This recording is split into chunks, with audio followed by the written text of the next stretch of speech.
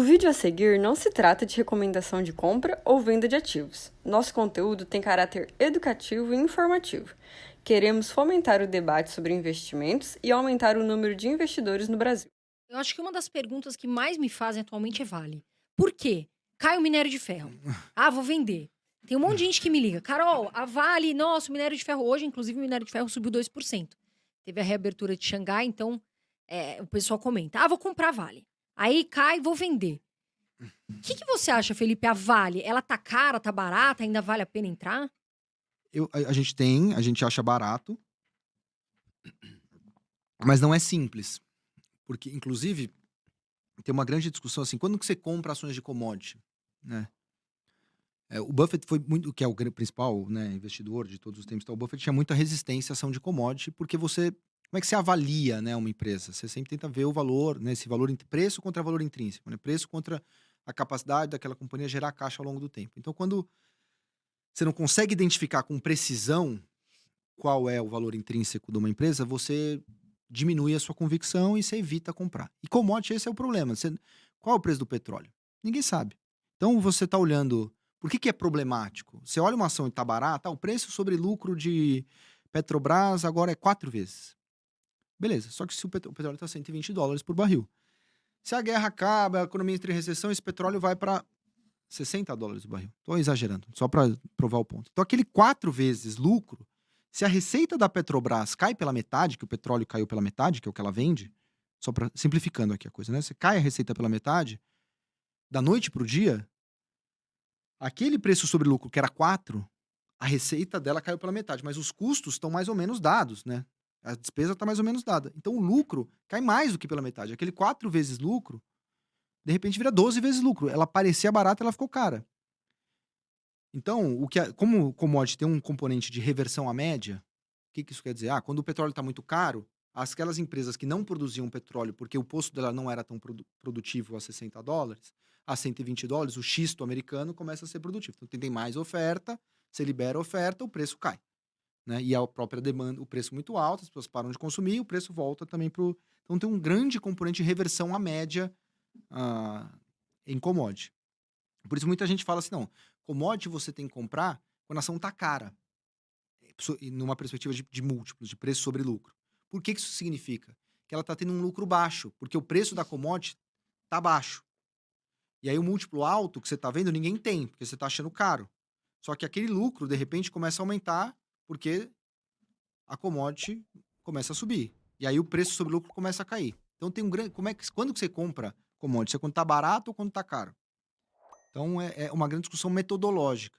Dito tudo isso, eu acho que Vale está bem barato, porque ela aguenta desaforo, né? O minério de ferro, ela é basicamente um oligopólio entre a Vale, a BHP e a Rio Tinto, em menor instância a Fortescue. Então você consegue de alguma maneira controlar o preço. Não acho que seja coincidência que a Vale tem sistematicamente frustrado em termos de volume de produção, que é um controle do nível de oferta para você não ter o preço caindo. E parece ainda gargalos de infraestrutura importante em toda a cadeia de suprimento. Então, parece que é um minério ainda razoavelmente caro. A China reabrindo deve voltar a consumir minério também. E a Vale tem duas coisas que o Buffett, por exemplo, defendia, que vale também para a Suzano, que é quando você vai comprar commodity, compre o cara que é o menor custo de produção e compre o cara desalavancado. A Vale é desalavancada e ela é o menor custo de produção. Então, com isso, por que o menor custo de produção? Porque quando a commodity cair, os outros morrem e ela sobrevive. Só ela consegue produzir minério a $30 por tonelada. Então, os outros vão morrer, ela vai comprar os outros, no limite, ela domina a produção de minério no mundo se ela for o low cost producer, né? O produtor marginal de menor custo. Então, ela reúne essas qualidades e me parece, pagando dividendo de mais de 10%, fazendo a maior recompra da história, negociando aí a 4 vezes a geração de caixa, me parece bem barata também, por isso a gente tem. Você olha de forma positiva, Felipe, quando uma empresa recompra as ações, você fica atento, opa, se ela está recomprando é porque ela mesma acredita no valuation dela ali.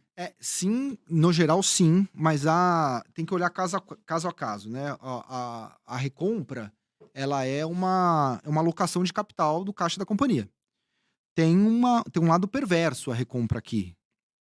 A recompra, quando ela recompra a ação em vez de destinar aquele dinheiro para fazer um projeto, ela está falando assim, olha, eu não estou vendo um projeto de altíssima rentabilidade também.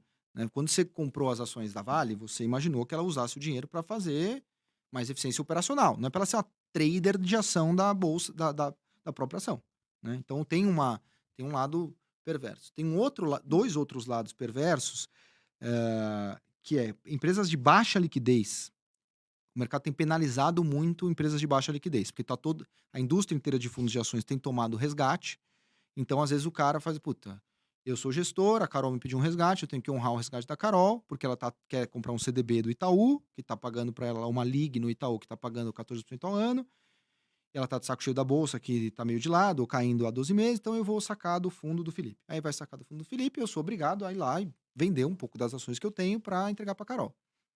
O dinheiro que ela sacou. E aí, nas ações que não tem liquidez, uma decisão compulsória de não queria estar vendendo, mas eu sou obrigado a vender para honrar o resgate, eu peso naquela ação e as small caps caem relativamente às large caps. É isso que está acontecendo, e aí o gestor que não é bobo, está vendo essa dinâmica que não para de resgate, ele já começa a migrar o portfólio dele para large cap, porque ele não quer correr esse risco de um outro gestor vender na cara dele e a ação que ele tem cair, uma espécie de corrida bancária. Óbvio, né? Aqui, metaforicamente, não é uma corrida bancária, mas assim, só para você sabe que o outro gestor vai vender, você vende na frente, aí o outro também sabe que aí as small caps apanham tanto. Então, quando você recompra uma ação, você retira a liquidez do mercado. Se você recompra 10% das ações, aquelas 10% que podiam estar trocando de mãos com maior fluidez, agora estão na sua mão. Então, você adicionou o risco de liquidez para a ação. Então também tem esse componente perverso. E tem outras situações muito particulares em que o instrumento de recompra de ação vira um instrumento para defender o preço da ação. Então o controlador está preocupado, não é uma boa alocação de capital, ele recompra a ação cara, só para defender um preço de ação. Isso é o que a Sequoia chamou do Death Spiral, né? o espiral da morte que a companhia liga. Ela já está num momento de dificuldade operacional, mas ela tem que dar uma satisfação para os acionistas. Então ela começa a recomprar a ação dela, às vezes não está barato. Então ela está comprando uma ação a 10, que daqui a 2 trimestres, quando acabar a recompra, a ação vai estar 5. Então, além da dificuldade operacional que ela tem, ela vai ter o prejuízo da marcação dessas ações. E a coisa fica mais feia ainda. Aí ela vai ter que vender essas ações a 5. Ela vai gerar mais pressão vendedora ainda e vai perder dinheiro no trade. Então, a recompra em geral é boa, mas não quer dizer que seja sempre boa. Tem que olhar com cuidado. Legal. Muito obrigado por assistir até aqui. Estes são alguns vídeos que vão potencializar seus investimentos.